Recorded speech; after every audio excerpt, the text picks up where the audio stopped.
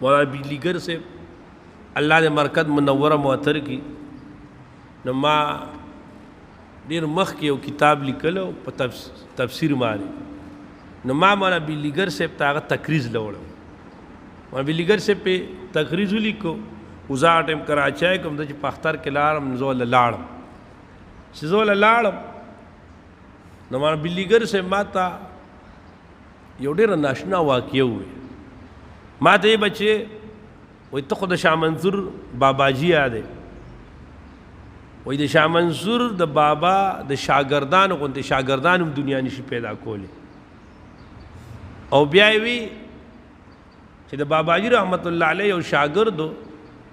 غلجي کانډرخیل نی پېښور سره د هغې میا صاحب و دا ډېر بزرګ عالم و نو دی حج ته تو چې حج ته ته نو مخکې به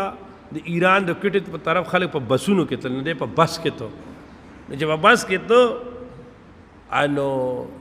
د مدینې ګورنر هغه د دغه له راووته استقبال ولې بسونو نمبر یې به وي استقبال له راووته او چې هغه سره ملاو شو نو هغه له یو پټکې ورکړ او ورته وي دا پټکې چې کوم دی دا مال نبی علیہ السلام را کړی چا دپاره تا دپاره نو میا صاحب هغه واغستو چې میا صاحب واغستو رالو خبره خو دوره چاته معلومه شي ما بجلیگر صاحب رحمت الله علیه وی ما ته خبر راورسېده چې ما ته خبره راورسېده نو زه زما وایي داسې په ډېره لا یقین نه راته خو زه په خپله چې حج ته لاړم نو هغه گورنر ما معلومات وکړل نو هغه ټایم هغه بیمار او صاحب پیراش و وایي زه ولا ځای ته لاړم کور ته ولا لاړم چې لاړم ولا نو ما ورته وی چې یاره داسې څه واقع کیسه شوې ده چې تا ته نبي علیه السلام پټکې درکړي او تا چاله ورکړي نو وایي مولانا بجلیگر صاحب ما ته وی سټایل یې راته هم داسې کو یا داسې ډډه لګولو کټ کې بیمار پروت و داسې نیغ کېناستو وی ما ته وی چې وانت شاکن فیه ته په دې کې شک کې ما نبی علیه السلام سره داسې خبرې کړي څنګه چې تا سره کو او ما نبی علیه السلام داسې لیدې لکه چې تا وینم او ما نبی علیه السلام پټکې راکړی ما ورکړی دی نو بجلیگر صاحب وایي چې کله زه هلته نه حج نه رالم زه میا صاحب پسې کور ته لاړم وایي ما ورته چې میا صاحب تاله چې نبی علیہ السلام کوم پټکې را لېږلې تبرکن ما ته هغه وښیه یا هغه راته وایي چې ما بجلیگر صاحب زما د کور نه د بیته دا ډسله جوړې خلک به راپسې را رواني او ما پرېږده بیا به مې خلک تنګوي یو به وایي چې ما ته وښیه بل به وایي ما ته وښیه خیر ما بجلیگر صاحب ما نه ځان خلاص کړ